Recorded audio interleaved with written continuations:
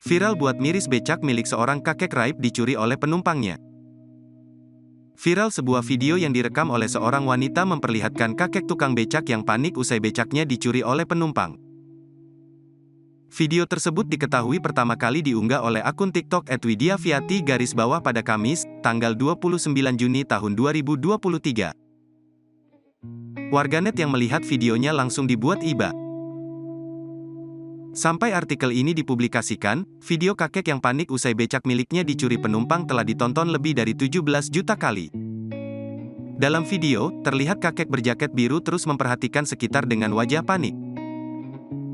Ia seolah menunggu seseorang datang menghampirinya. Menurut pengunggah video, kakek itu ternyata merupakan tukang becak.